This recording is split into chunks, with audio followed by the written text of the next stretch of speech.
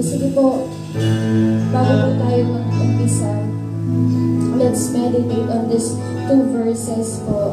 Una po is yung Acts chapter 4 verses 12.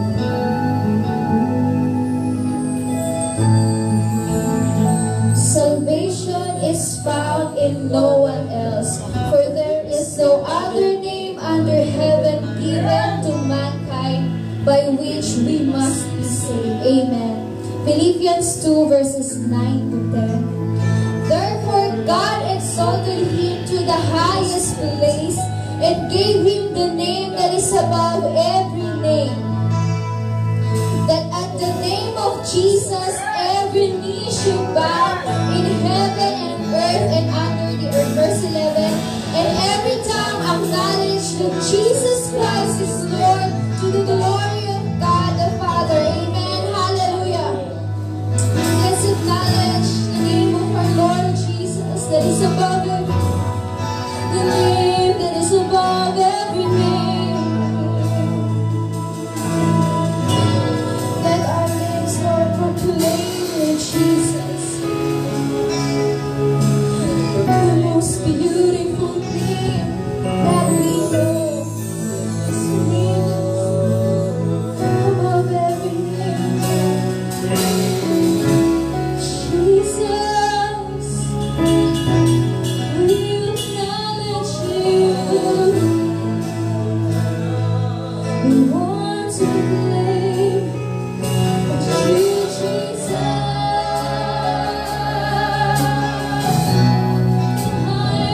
is a name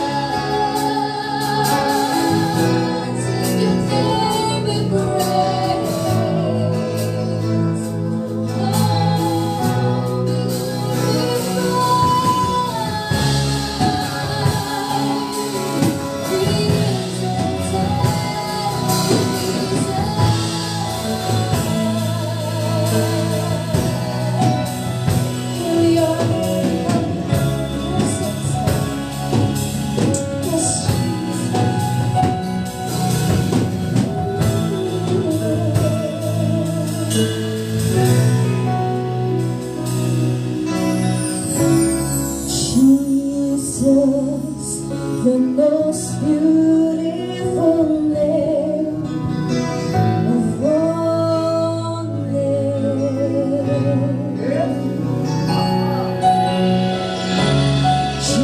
Jesus, the only name that brings healing and strength.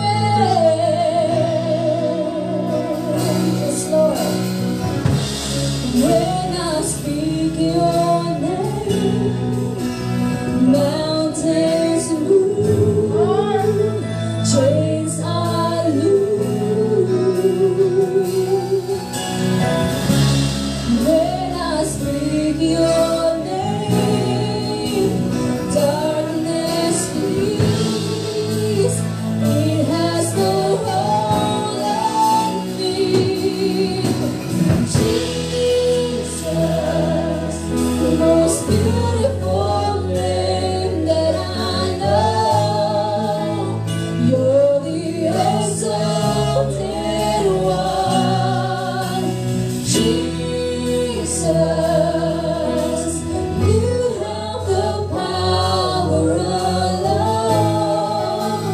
You lift the lonely one. Jesus,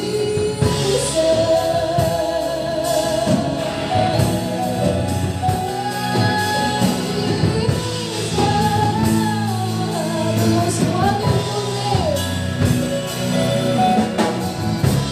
Jesus, the most wonderful name of all names.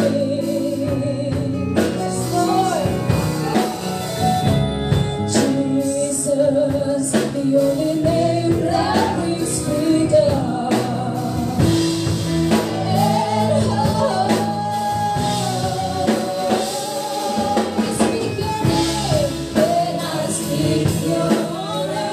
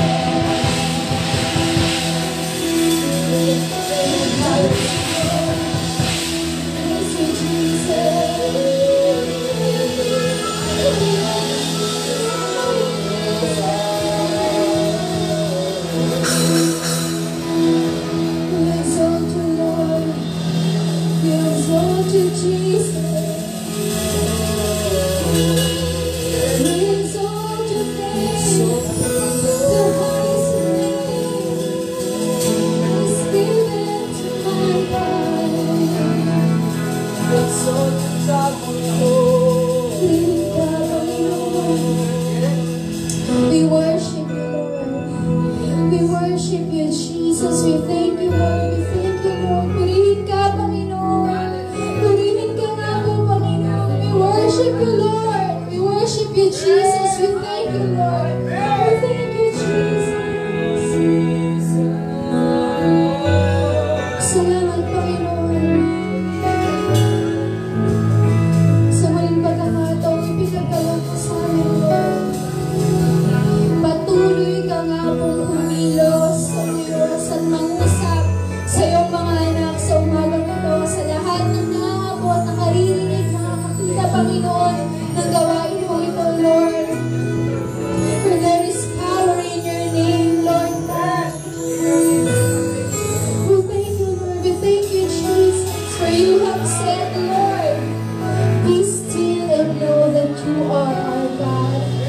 You will be exalted among the nations.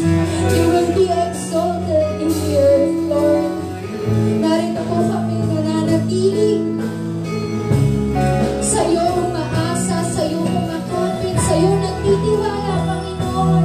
Maraming, maraming, maraming salamat. Purihin ka, O Diyos. Pinagkakatiwala po namin ang magdaraang oras, Panginoon. Maraming, maraming salamat. Tanggapin mo ang handog namin, papurit, pagsumpat, pag-iwalhati sa pangalan ng iyong bugtong na anak na si Jesus. Amen.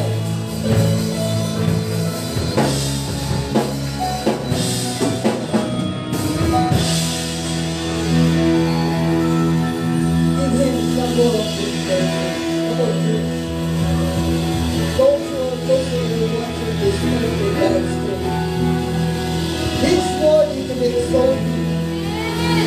Jesus is worthy to be exalted. We exalt you, Father. We exalt you, Jesus. We exalt you, Holy Spirit.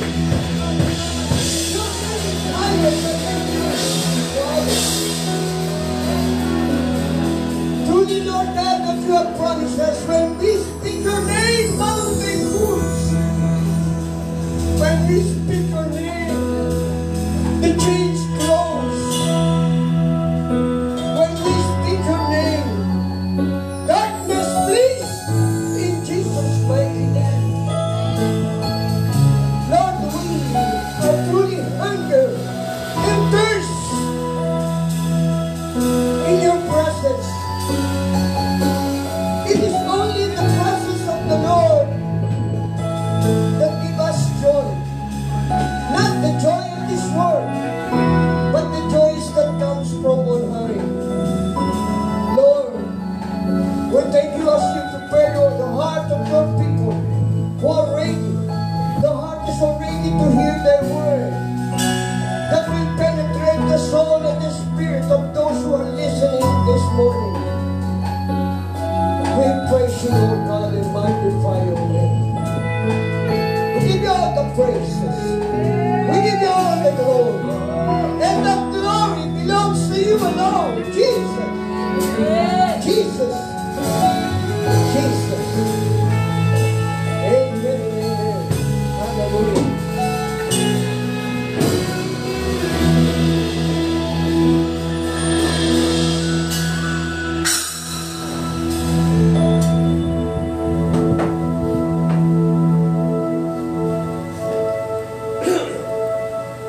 Aren't glad this morning because Jesus is our Savior, not only our Savior, but He's the God who can control everything. Amen. Amen. When it's about time for us to send my sympathy to our Secretary, Messias, Bishop Council of the Philippines already went to the Lord, Bishop Edward Antanios, yesterday. I'll be missing your smile and your dedication, sharing the gospel, full of strength and effort, just to serve the living God. The whole CCJC family,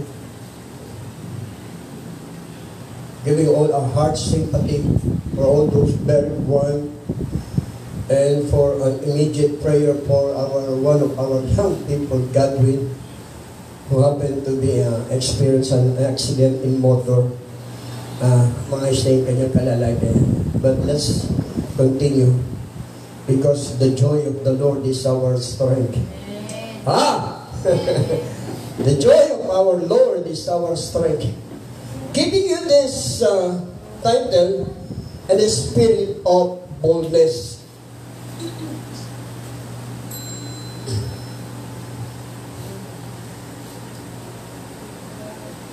And this boldness stated in the book of Acts chapter 4 verse 13 says, I want you to open your Bible, if you have your Bible out there.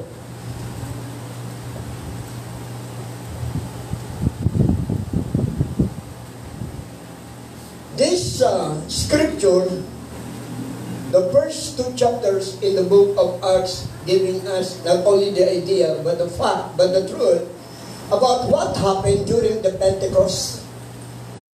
And when they saw the courage of Peter and John, realized that they were unschooled, unlearned, ordinary men, and they were astonished, and they took note that these men had been with Jesus. People of God,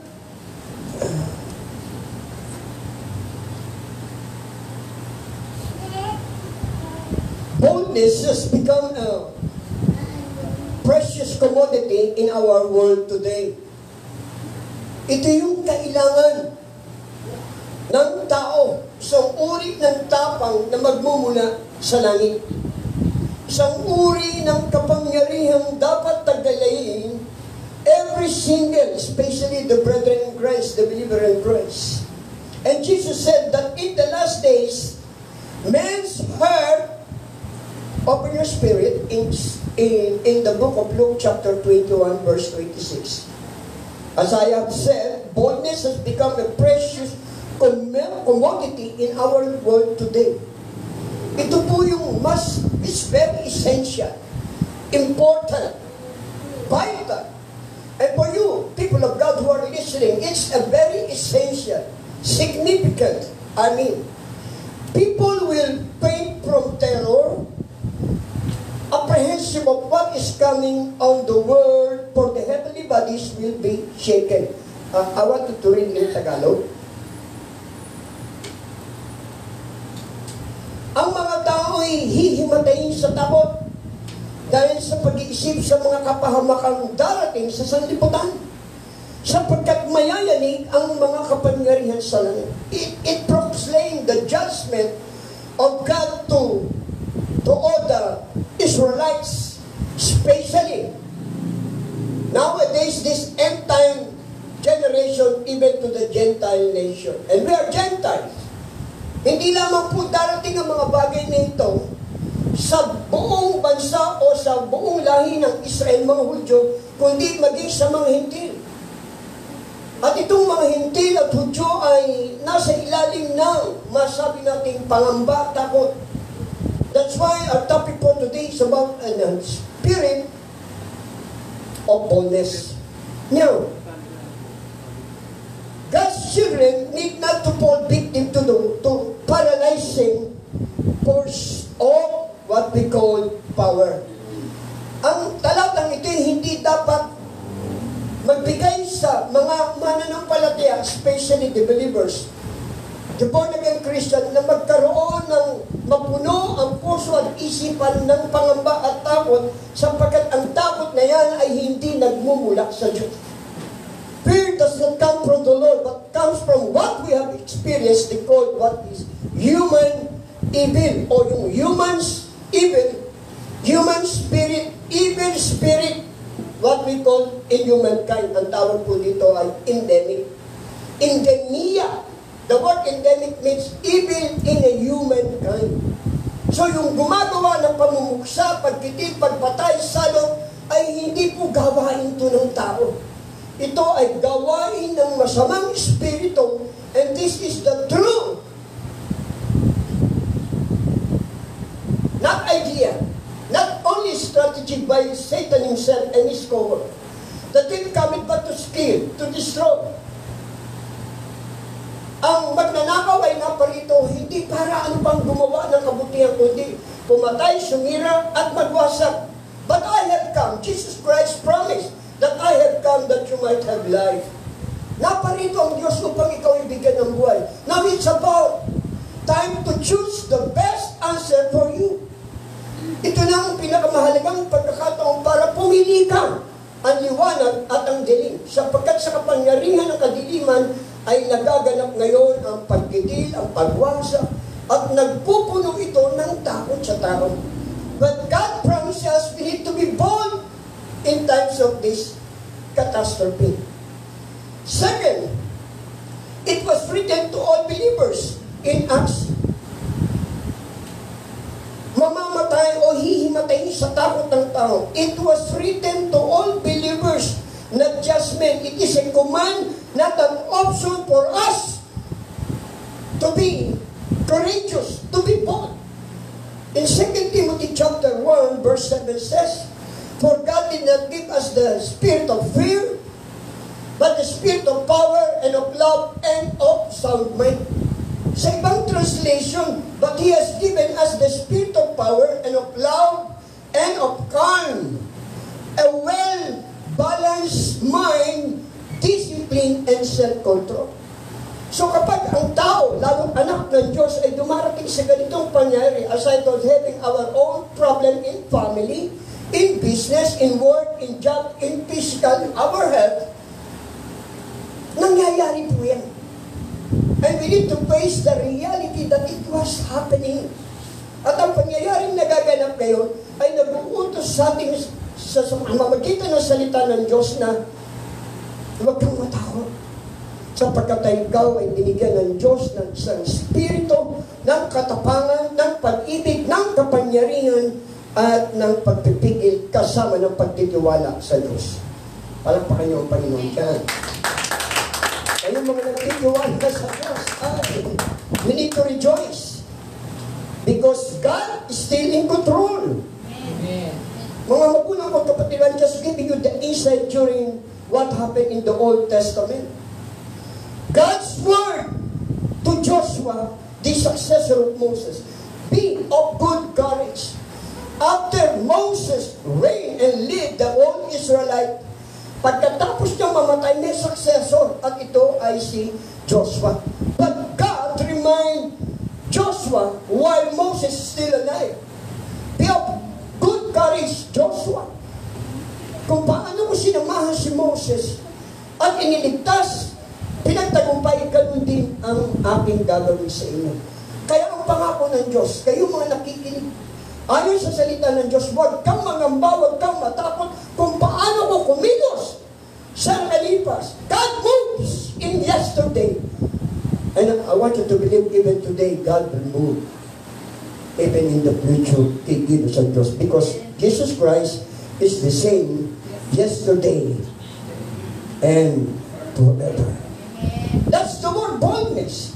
Noah, building the ark in the midst of a radical nation. Sa kabila ng napakasama sa panahon ni Noah, itinayo pa rin niya ang arko ng kaligtasan despite of those people around him, those nations in that time events, persecution, oppression. Lahat ng bagay na masasama sinabi kay Noah, si Noah ay magtapang na humarap at sinunod ang Diyos. At nangyari, si Noah at ang kanyang sambahayan ay naligtas. Believe, in my name, you will be saved, even thy household. But the very present in the New Testament. Abraham leaving his family, home country in the wilderness just to offer Isaac. At yung po mga seed ng ni Abraham ay nangyari hanggang sa ngayon ay tinatamasa natin ang pangako ng Diyos mula kay Abraham na naging matapang at sinunod ang utos ng Panginoon na umalis sa kanyang bayan, isinama ang lahat ng ari-arian kasama ng buong pamilya. He's leaving his own family, together with the family, leaving the country, leaving the home. Sumunod sa lugar na hindi pupuntahan. Do you have that courage? Kapag tinawag ka ng Diyos, hindi mo alam kung saan ka pupunta, susunod ka pa ba? Pag sinabi ng Diyos, maging matapang ka sa gitna ng pangyayari, susunod ka ba? Umalis ka sa espiritu ng pagkatakot at ikaw ay aking pagtatagumpayin. As you abide in my promises, as you abide in my word, do not be afraid, be not dismayed, because I will never leave you nor forsake you. That's the promise. Stephen, up to the extent stoned to death. Binatok hanggang kamatayan. At doon sa kanyang bungtapan na hinarap ang kamatayan sa pamamagitan ng pagbato ng buong sambayang nakapaligid. Yan, tignan nila ang mukha ni Stephen, ang sabi ng Biblia, basahin niyo po in the book of Acts, ay mukhang anghel. Hallelujah. Tapos nga mga mukhang anghel sa gitna ng pangyayari. Amen. To have the face of an angel despite of this pandemic. That is the promise. Be bold and have courage. Amen? Amen. Amen. Bold. Sabi ni Pablo, dinigipit ako kabi-kabila. Sa lahat ng bagay natutuhan kong maging aba, maging matagumpay, madaan sa panganib. Hindi bale, ang sabi niya, hindi ako pinabayaan ng Diyos at nanatili akong nakatayo sa mga pangako ng Diyos. Philippians chapter 1 verse 21, added to this Bible reference, for to me to live is Christ, and to die is gain. Sa daigdig na ito, kung ako'y mabubuhay para kay Kristo, at kung sa daigdig na ito, mamamatay ako, isang malaking kapakinabangan. Ang pagkakaroon ng tapang, dahil ang buhay ay nasa Diyos. Kaya kung ang buhay mo'y wala sa Diyos, mapupuno ka talaga ng pangamba, hihimatayin ka sa takot, titigil ka at sasabihin mo na, hanggang dito na lang ang buhay ko, tanggapin natin ang isang katotohanan. And there's a good news for you, believers. And there's a good news for you, unbelievers. May pag-asa. Hanggat ang tao'y may hininga, may pag-asang maligtas sa pamamagitan ng ating Panginoon sa Kristo. Hallelujah! Giving you some of this insight, in the New Testament followed in the Pentecost day in chapter 2 Acts, the story is how the church exploded and being on the day of Pentecost, they were on the upper room, the power of God was noised abroad. Nung sila ay nasa itaas ng isang silid, 120 souls who travailed, who prayed, who agonized after the Lord Jesus Christ ascended, and they promised, wait, tarry at Jerusalem, and wait for the promise of the Father.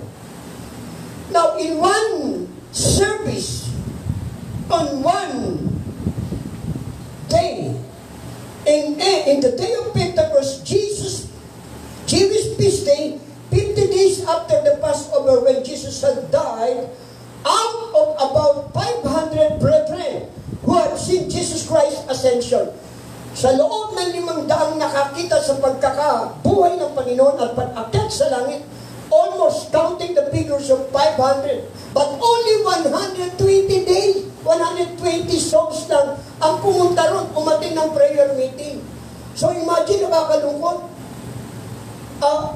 Even up to today's generation. Are you listening? Ang dumalo lamang sa prayer meeting, 120. Pero 500 ang nakakita na si Jesus ay umakyat sa langit. People crowded when Jesus Christ ascended to heaven, watching, but only 120 souls who happened to travail and pray. Jesus, out of about 500 who had seen Jesus' ascension, telling them, basahin po natin in Acts chapter 1 verse 8, giving them the urging spirit of Jesus. But you will receive power when the Holy Ghost came upon you. And you will be my witness in Jerusalem in all Judea and Samaria and to the end of the earth, unto the uttermost part of the earth, hanggang sa kahuli-hulihan. So, every single soul, every human being, especially the believers in Christ, you and I need the power of the Holy Ghost for us to be bold in everything what we are doing up to present. Kailangan ng bawat isa sa atin ng pahig at kapangyarihan ng banal na Espiritu. Ito rin yung naging daan sa kanilang mga sigawan, pananaghoy, ay nagkaroon ng isang gawain that the succeeding chapters and verses, imagine mga kabagulang at kapatid, 3K ang nakatanggap, hindi ho ng 3K ng ayuda ho. Sa mga gawain sa loob, just only in a single day, 3,000 po ang naligtas. Why? Because there is only but one name for every human being, for you and I to be saved, and this no other than the Lord Jesus Christ. So give a hand of praise to the Lord. But where are the others 380? Yung po ang katanungan dito. Out of that 500, only 120 experienced the indwelling, the infilling, the baptism, the outpouring of the Holy Spirit. Where are the 380? And if miracles would turn the world toward God, Israel should not suffer 40 years in wilderness. Think of it, people of God. Kung naniwala ang mga Hudyo sa panahon ng pagkilos sa pangunguna ng mga propeta ng Diyos, sana hindi sila naglakbay ng 40 taon. And it happened 40 years in the wilderness because of unbelief. Not only the spirit of disobedience and stubbornness, but because of unbelief and because of rebellion. Now, the Red Sea opened right before them. 10 million walked on dry land and wet in its bed. 10 milyon ang tumawid sa dagat na pula. Isipin niyo po ang himala nung sila'y hinahabol ng pangunguna ng Parao at ng kanyang mga kawal. And even all the Jews experienced when the people, after they were all across, all the armies of Pharaoh borrowed. Nalibing ang lahat ng mga kawal ni Parao. Hindi pa rin po naniwala ang mga bansa ng Diyos. Mga magulang at kapatid, ngayong umaga, sa gitna ng mga pangyayaring nagaganap, mabuti pa rin ng Diyos. Sa gitna ng kaganapan sa daigdig, mabuti pa rin ng Diyos. And that's miracle! So, if that's miracle, what happened next? Only 100, God's power visited them under Moses' leadership. Si Moses po, yung nakatawid na, nanguna pa rin. Ang problema po nito, they still get rid of Moses. Nakipagtalo, confrontation after confrontation. They rebelled the leadership of Moses. They weren't convinced with the signs and wonder. Isipin nyo, 10 milyon tumawid, hindi pa rin sila naniwala. Sa kabila ng sila ay binigyan ng pagkain, inumin sa panahon, sila ay naglalakbay sa ilan. And even what is happening today, people of God, may gagawin ng himala ang Diyos sa ating bansa. Amen. May gagawin himala ang Diyos sa buhay mo. Amen. May gagawin himala ang Diyos sa pamilya mo. Amen. May gagawin himala ang Diyos sa iyong kalusugan. Amen. May gagawin himala ang Diyos sa iyong kinabukasan, sa iyong hanap buhay, sa iyong negosyo, sa lahat ng antas, in every aspect of life. God will send you miracles, signs and wonders. Mapupusog ka sa kabutihan ng Diyos. If you have faith, and if you have the spirit of boldness. They tried to get rid of Moses, make struggle, confrontation. Look what kind of attitude this Jews, all the Israelites. On the day of Pentecost, the majority of the people who saw Jesus ascend, they didn't even go to the prayer meeting. Nagpatuloy pa nga ho eh. Nakita nila na umakyat. So yung 120 ang nagpatuloy sa gawain ng Diyos because they received the spirit of boldness through the Holy Spirit.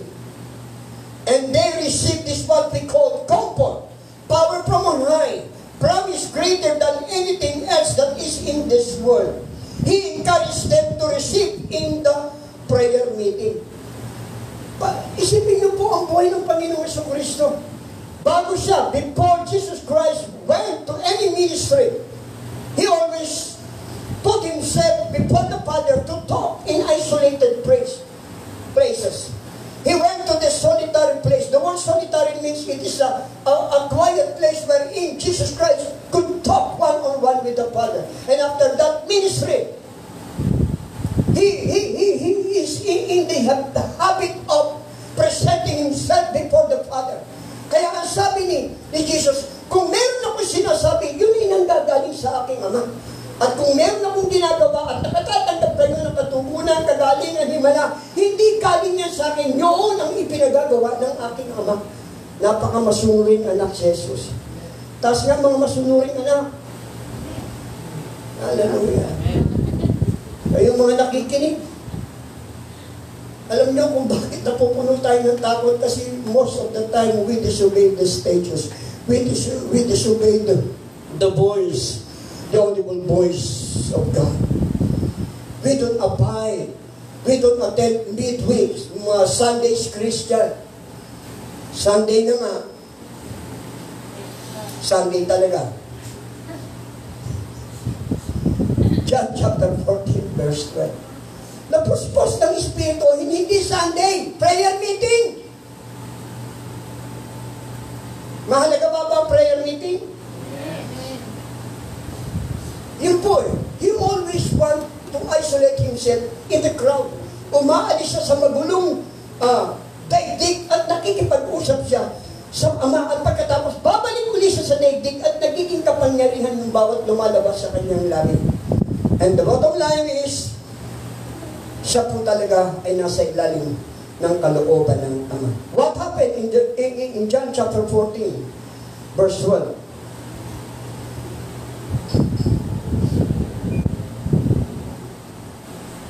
Very truly I tell you, whoever believes in me will do the works I have been doing.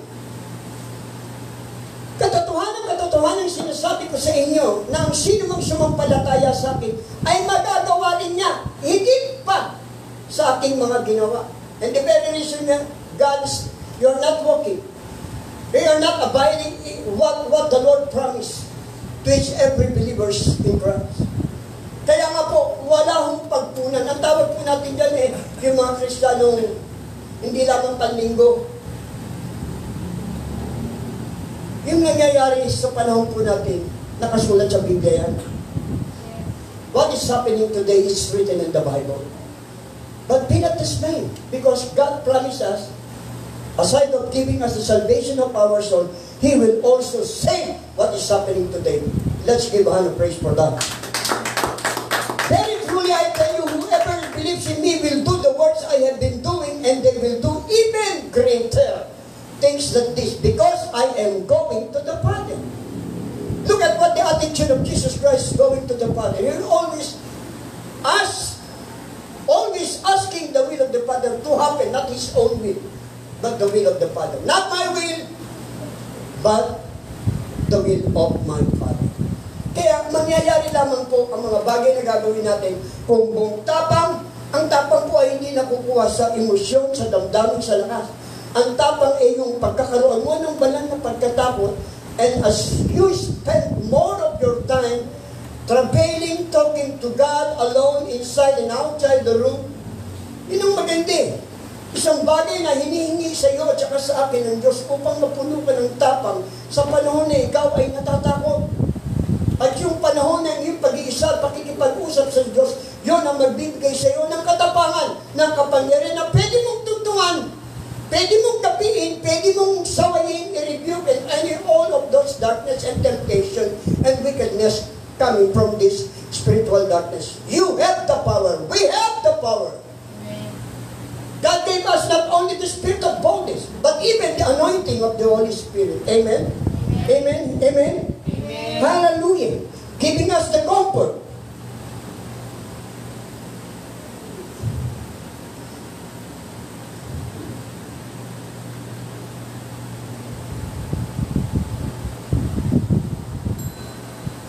Josephus, one of the historians in the Old Testament, which mostly together with the patriarch, heroes of faith, says there were only 130,000 people in Jerusalem. And the disciples were preaching about 50,000 people experienced the baptism of the Holy Spirit in 15 years. Sa loob ng 15 taon, 100, tignan niyo po ito, sa loob ng 15 taon, 150, 150,000 lang po ang nadaanan ng pangangaral. But sad to say, mga magulang ko at kapatid ay iilan lamang po ang nakaranas ng bautismo. Kaya yung mga hindi nakaranas ng kapangyarihan ng Diyos, dito po sila mapupuno ng takot. Then, if you are ready today, you will receive the boldness that comes from high. You will receive the power from the Holy Spirit. Palakpakan natin ang Panginoon Diyos. Now, to continue. And now, people were asking, who are these guys? Pagkatapos nilang makita na magkaroon ng mga himala sa panahon ng Pentecost. Sino ang mga taong ito? Kaya ang nangyari po yung kanilang sinubaybayan. They were not interested in any miracles, yung pagsubay po ng mga Pariseo and the religious leaders. The miracles was brought the laymen to their gatherings. The laymen, men so-called of the world, the religious leaders, movers and shakers of that, they were impressed. Not the numbers of people attended and received miracles. They were impressed with their boldness. Means not the miracles, not their faith, not their doctrines, not their good works, not their appearance, nor their religious tradition. But they were impressed with their boldness. Sa panahon ito, ang sino man pong mangaral ay kukulong at papatayin sa mga nangyari in the early Christian church. Namangha ang mga reliyoso, ang mga pinuno ng bawat simbahan. Hindi sila namangha dahil may himala, maraming naligtas, may mga gumaling. Nung namangha sila, nang makita nila na ang mga taong ito na taglay ang kapangyarihan, they experienced the spirit of boldness not because of the miracles follows and healing. Namangha ang mga reliyoso, ang mga taong nanambahan, nagpasya, nagtungo sa iba't ibang uri ng katuruan. Namangha sila. Nang malaman nila na mga taong to na sinamahan at buong tapang nanangaral, hindi naman po pala nakapag-aral ng maayos. Unlearned ang school. Walang pinag-aralan. Sabihin natin diretso. Hindi nagtapos ng Bible school. Hindi dumaan sa discipleship. Hindi dumaan po sila doon sa mga conferences, seminars, training. Kundi ang kanilang dinaanan ang pagbabad sa banal na Espiritu Santo. Kaya dumating ang katapangan at ang kasunod ng katapangan ay mga himala at pagbabago at kaligtasan nangyari sa buhay ng tao. Palakpakan niyo ang Panginoon Diyos. They were impressed with their boldness. Boldness, they knew because of their boldness that they had been with Jesus. The bottom line, if you want to be bold, you need to be with Jesus. Amen. You and I need to be with Jesus. You and I need to submit what Jesus taught us. What Jesus is telling us in His Word. Kaya po nagkaroon ng tapang. Kasi palagian silang kasama ni Jesus. Taas nga ang kasama ni Jesus araw-araw. Baka ibang kasama nyo, ha? Kasi taas nga yung kamay na araw-araw kasama si Kristo.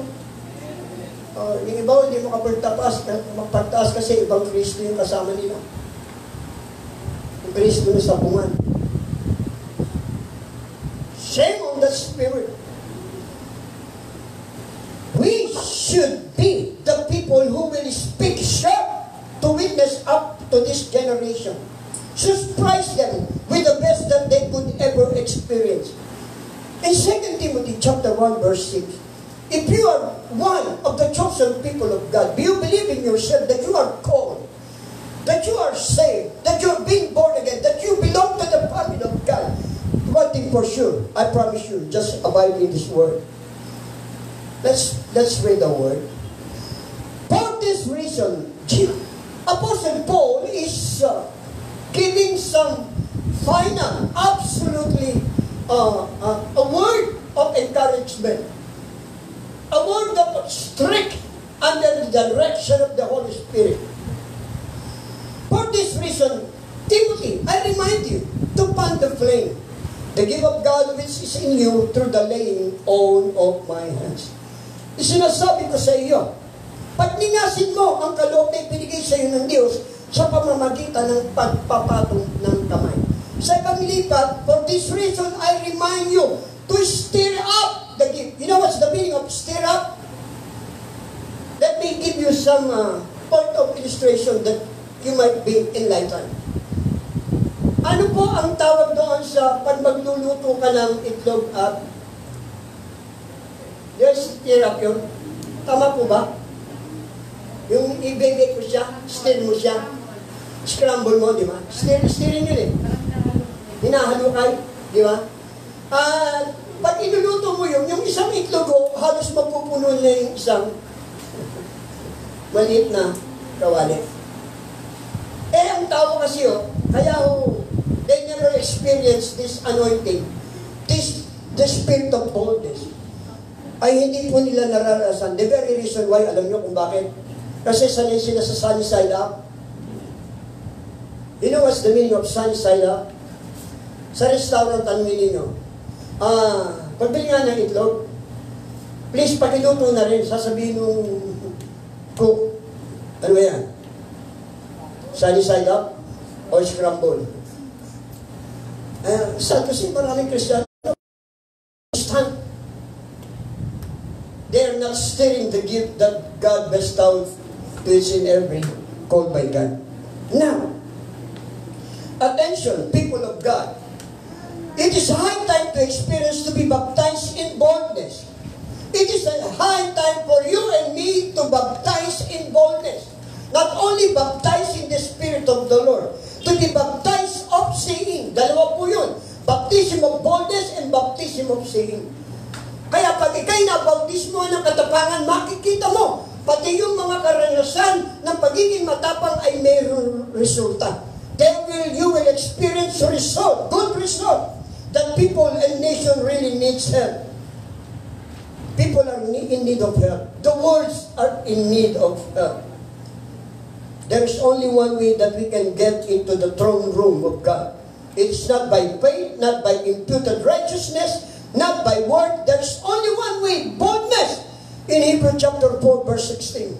In the remaining succeeding references, you will be amazed sa isang bagay na ito. Ang sabi ng Biblia, let us then approach God's throne of grace with confidence so that we may receive mercy and find grace to help us in our time of need. Sa Tagalog po, napakaganda niya mga kapatid.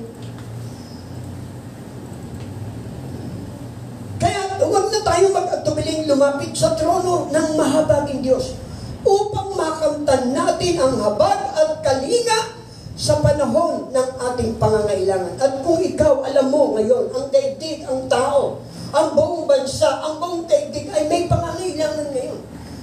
Isa lang ang katugunan ng ating pangangailangan. Walang iba kundi yung Jesus na pinarusahan, inilibing, na buhay na magmuli, umakyat sa langit, at yung Jesus na nangako sa kanyang pagbabalik, siya lamang ang iyong kailangan. Palapakan yung Diyos niya. God wants us, each every believer has a strong room. It is when we need help, sometimes when we are full of fear, feeling down, discouraged, in poverty, we feel that our feelings and emotion come from worse to worse. And when we say, I'm quit, give up na ako, suko na ako. Hindi po. Sa sandaling sumuko ka, hindi ang nag-direct ng yung desisyon galing sa Diyos, yan ay galing sa kaaway. We don't have boldness. Nobody try to shout all those negative words. I'm speaking to you, people of God, right now. Listen good and listen well. By the power of the Holy Ghost, let's shout. I'm speaking about real people. Kinakausap ko ang totoong tao na kay Kristo. ang totoong tao na nasa Kristo, nasa pamamahala ng Panginoong Jesucristo, may katapangan niya na panlangit, palapakan niyo ang Panginoon. Ang totoong tao. I'm talking about a real person, a real believers. And even up to present, you're not a real believers. There's time for you to turn to God again. May panahon pa para magbalik loob ka sa Diyos. Kung hindi na naging totoong anak ng Diyos at marami kang pagkukulang, marami kang pagkakamali, this is your time. This is your destiny to go back to the Lord. And the Lord will open His arms and He will give you not only forgiveness, but the comfort of the Holy Spirit. Palapakan niyo ang Panginoon. This is JC family. I'm reading this scripture for you and all the rest of those who are listening. The last part, in Acts chapter 4, verses 29 and 35, what happened? Lagyan niyo po sa Tagalog to at para maliwanagan kayo. Sa aklat ng Gawa, this is the final moment of sharing you the Pentecostal happening, Pentecost experience. At ngayon, Panginoon, tignan ninyo, pinagbabantaan po nila kami. Tulungan ninyo ang inyong mga aliping maipangaral ng buong tapang ang inyong salita. What is happening today? Where is the freedom of speech? Then where is the freedom of religion? They make the law, but they break the law. And I want to be honest, biblically speaking, what's stated in the Bible, I will obey until the last breath of my life. Nagkaroon ng mga interruption. We need to abide because the government has the authority to express what is written in the law. And we abide in the law and we submit in the law. In every authority, we even pray for them. Wala mo ng mass gathering. Wala mo ng simbahan. Wala mo ng sama-sama kasi may pandemic. Baka magkahawa-hawa. We don't even utter a single word. We abide, we follow. What happened? Nabawasan ba o nadagdagan? Kung binigyan nila ng pagkakataon ang mga tao na bumalik sa simbahan, umiyak, nanalangin, at humingi ng tawad, magpakumbaba, ang sabi ng Biblia, kung ang aking bayan, makinig po kayo, if my people which are called by my name shall humble, pupunta tayo sa loob ng simbahan, iiyak, magpapakumbaba, at mananalangin. Ang sabi ng Biblia, doon sa langit, pakikinggan ko ang kanilang panalangin, patatawarin ko sila sa kanilang mga kasalanan, at pagagalingin ko ang aking lupain. There is only one source of power, source of strength, not of words of any human being, but the words and the power of the Holy Ghost, in the name of Jesus. At ngayon, Panginoon, tingnan ninyo, pinagbabandaan nila kami. Tulungan ninyo ang inyong mga lipi na maipangaral. Whether you like it or not, I will continue to preach the gospel, no matter what may go. We are abiding in the authority. We honor the authority. The one who leads us, the government of the Philippines, we will submit. But while we are discussing preaching the gospel, no one can stop us. We will preach the gospel till He comes. I will preach the gospel. If you're listening, if you're watching, I will continue to preach the gospel till He comes. Palapakan natin ang Panginoon. At ngayong Panginoon, tingnan ninyo, pinagbabantaan nila kami. Tulungan ninyo mga lipi na may pangaral ng buong tapang ng inyong salita. Next follow. Iunat ninyo inyong kamay upang magpagaling. At loobin ninyo na sa pangalan ng inyong banal na lingkod na si Jesus, makagawa kami ng himala. There is miracle in the body of Christ. Amen. There is miracle inside of you because Jesus Christ dwells in you. Greater than this. Higit pa rito ang inyong magagawa. Kung gumawa pa Panginoong Jesucristo ng himala, higit pa rito. It is not the religious leader who spoke that challenging word. It is Jesus Christ Himself. Iunat ninyo inyong mga kamay upang magpagaling at loobin ninyo sa pangalan ninyong banal na gagawa kami ng himala. There is only one miracle. And this is the miracle of the name of the Lord Jesus Christ. So we give a hand of praise for this. You're expecting miracles after miracles, signs and wonders? Amen. Today? Hallelujah! Pagkatapos nilang manala, after they pray, tinan niyo po resulta, nayanig ang kanilang pinagtitipunan. Hallelujah! Silang lahat ay napuspos ng Espiritu Santo at ang buong tapang na nangaral na salita ng Diyos. Get out of your comfort zone. I challenge you, minister of the word. We must get out to all that comfort zone that paralyze our boldness, the spirit of boldness. Next in line, nagkakaisang damdamin at isipan ng lahat ng mananampalataya. Palakpakan natin ng Panginoong Kristo. Let's unite! Not only in words, but even in thinking in mind. Ang lahat ng at hindi itinuring ninuman ng sarili niya ang kanyang mga ari-arian, kundi para sa lahat. Hallelujah! Kaya may ayuda, walang ayuda, ikaw at ako ay nasa ilalim ng ayuda ng makalangit na bagay. Palakpakan natin ang Panginoon. Hallelujah! Our help comes from high.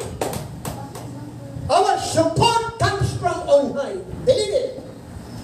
Taglay ang dakilang kapangyarihan ng mga apostol ay patuloy na nagpatotoo tungkol sa muling pagkabuhay ng Panginoong Jesucristo. At ibinuhos ng Diyos ang kanyang pagpapala sa kanilang lahat. How many of you believe that you will receive abundant blessing from on high? Amen. How many of you believe that God will restore everything that was lost? Amen. It's not double, it's not triple, but 100-fold abundant blessing. Amen. You believe that? Amen. Those who are listening, you will receive not only a double portion, but 100-fold. You will live in abundant blessing. Amen. Hallelujah. Oh, shout it out. Hallelujah. At walang kinakapos sa kanila. Ay, I'm laughing. Nakatutuwa ang Diyos. For almost 4 months, God touched a heart, a humble servant of the Lord. He called my attention without even mentioning his name. Yun ang kanyang pangako. Never talk about my name. In my spirit, sabi niya, Espiritu ng Diyos ang nag-utos sa akin. Call the attention of those pastors who are in need. Bumahan ng kaban ng bigas po dito. Kausap po ba ako? Hindi ko kami pumila. Pumila ang mga kapatiran dahil alam nila yun ay galing sa Diyos at biyaya ng Panginoon. And since then up to present, God sustain, God provide because He is Jehovah. Amen. Jehovah? Not only Jehovah Jireh, but He's a Jehovah Nissi, Makkadesh, Jehovah Shammah, Jehovah Chiketno. Hallelujah! The all-power God. Walang kinakapos sa kanila sapagkat pinagbibili nila ang kanilang lupain at bahay. At ang pinagbilan, tinan niyo po ito, ay dinadala nila sa mga apostol. Ipinamamahagi naman iyon sa pangangailangan ng bawat isa. I thank the Lord for showering all the blessing from different brethren in Christ, bestowed to the CCJ family, and after turning that, in return, ibinibigay din po namin sa mga nangangailangan. Kaya, the Lord sustain everything. Palakpakan natin ang Panginoon. Meron pa ba? 36, the last part.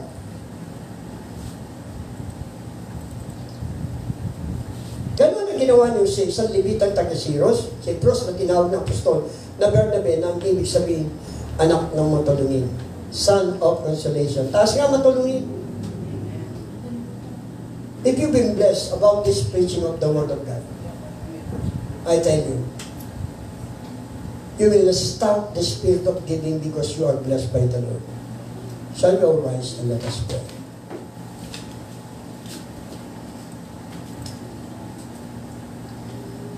Just lift up your hands to the Lord, kayo pong mga nasa tahanan. You have the spirit of boldness. Be not dismayed. Meron kang espiritu ng kapangyarihan ng Diyos na binigay sa iyo. Katapangan. Upang tuntungan, gapiin ang lahat ng gawa ng kaaway sa daigdig, sa ating bansa, sa pamilya mo, sa kalusugan mo, sa hanap buhay mo, sa negosyo mo. Pwede natin sansalain sapagkat we have the spirit of boldness right now. And use that authority that God bestowed to each and every one of His children. Gamitin mo kapangyarihan niya. Amen. At pagpapalain ka ng Panginoon. You have the power, you have all the authority to rebuke, to reprove, to curse, to break all this wicked appearance. Kung napupuno ka ng takot sa mga kaganapan ng daigdig, sa pamilya mo, sa iyong buhay, napupuno ka ng pag-aalala, nababalisa, this is your time. And this is your destiny to receive the spirit of boldness. What happened in the Pentecost day? Just only a single day in one service, in one prayer meeting after Jesus Christ 50 days ascended to heaven. The move of the Holy Spirit, that's 3,000 souls added just only in one single service. If you will remain faithful, you will experience the spirit of boldness. Amen. Panginoon, tinataas po namin ang aming kamay ngayong umaga. Pawiin mo ang takot sa pangalan ni Jesus. Ang espiritu ng takot ng tao sa pangalan ni Jesus. Bigyan mo sila ng espiritu ng pagpapatawad, espiritu, Panginoon, ng pagbabalik loob, espiritu na kilalanin na ikaw lang ang makagagawa ng himala sa mga nangyayari sa aming pamilya, sa aming bansa, sa buong daigdig. Ikaw lamang. And we have enough boldness right now. When we speak the name of Jesus, darkness, we plead in Jesus' mighty name. Yes, Lord. We declare and we speak the name of Jesus. Amen. Come out. We are pulling you down, rooting you in Jesus' mighty name to get lost in every believer's life, in our nation, in our country. Not only in the Philippines, but in the world. Isa lang ang lalapitan namin upang patigilin ang ganitong uri ng salot na pumupuksa ng buhay ng tao. E ang pagtitiwala sa kapangyarihan ng Diyos na napako sa krus ng Kalbaryo, tinubos ang lahat ng kasalanan, pinagaling, pinasagana ang buhay, binigyan ng balibagong pag-asa, buhay na walang hanggan. And this is the promise of the written word of God, the stages, the commandment, the precept. What the Bible says, if you abide in me and my words abide in you, ask, people of God, begin to utter. Buksan ninyo ang inyong mga labi. Buksan mo ang iyong puso. Buksan mo ang spiritual na kaisipan. Tumawag, humingi ka ng tulong sa Diyos. At hindi ka mapapahiya sa Panginoon ngayong umaga. If you believe it, you will receive everything you need, everything you want. Mention it in Jesus' mighty name. When we speak the name of Jesus, hallelujah, you will receive abundant blessing from the Lord from on high. When we speak the name of Jesus, the chain close. Sisasarado ng Panginoon ang lahat ng sakuna na magaganap sa aming bansa, sa lahat ng daigdig, sa buong mundo, sa bawat pamilya, sa bawat buhay ng tao, isasarado sa pamamagitan na mapagpalang kamay at dugo ng Panginoon Jesucristo. Hindi ka makapapasok because the Bible stated in the book of Isaiah, no weapon formed shall prosper. Walang anumang uri ng sandal ang pwedeng kapapalain sa aming mga buhay sapagkat kami ay nasa ilalim ng pag-iingat at pag-iintas ng Panginoon Jesucristo. Amen. I want you to be happy now. I want you to smile before the Lord. Salamat po. Hallelujah. You just give thanks unto the Lord. You will set free. You will forgiveness. You will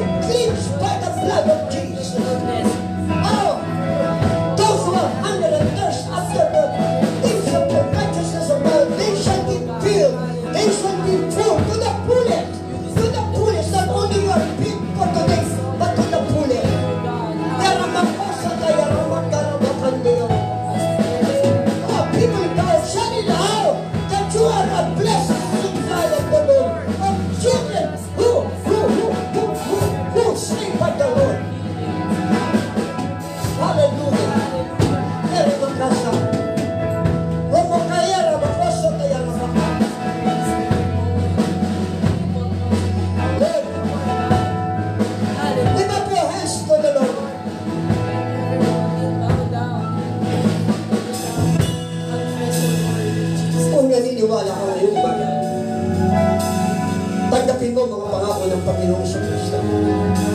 Pinalalaya ka ng Diyos sa pagkatakot. Pinalalaya ka ng Diyos sa kabalisan. Pinalalaya ka ng Panginoon sa pag-aalilangan. Pinalalaya ka ng Diyos sa pagkatakot. Pinalalaya ka ng Diyos sa kabutinihan. Pinalalaya ka ng Diyos sa kabalisan. At ngayong umaga, pumayapa ka sapagkat pinagkit natin ang pangalan ng Panginoon Jesucristo. Join with us this morning. We will speak the name of Jesus and everything follow of all the promises of the Lord. You will receive in Jesus' mighty name, Lord. We receive comfort in Jesus' name. We receive blessings in Jesus' name. We receive freedom from all weakness in Jesus' name. We receive forgiveness in Jesus' name. In the name of Jesus, Lord, at pagalingin mo ang iyong mga anak. Pagalingin mo ang mga nasa palit ng karamdaman. Itayo mo mga nanghihina. Palakasin mo, Panginoon, na nawawalan ng pag-asa. Salamat, Ama. Ibawan mo sila sa kahirapan sa pangalan ni Jesus. Ibalik mo, Panginoong Diyos, ang buhay na kung saan ay puno ng may mga palako. Kung kumilos ka noon, kikilos ka rin sa kasalukuyan at kikilos ka rin hanggang sa iyong pagpapalik. Those who are blessed today, lift up your hands. Oh, we thank you. Pasalamatan niyo ang Diyos. Just give thanks to the Lord for all His goodness and for all His faithfulness. And the promise is ready to be delivered. The promise from the Lord is ready to be with you, to be delivered, to be given unto you. Oh, we thank you, Lord, for your word. We thank you, Lord, for the spirit of boldness. Oh, we pray. We pray for the protection of our life, protection of our family, by the blood of Jesus. We pray for the protection of our country. We pray for the protection of our unsaved loved ones, relatives, all that we love, all the person, all the souls that we love. Ingatan mo ang iyong mga anak, Panginoon, na nasa ibang bansa. Pagpalain at ingatan mo ang mga naroroon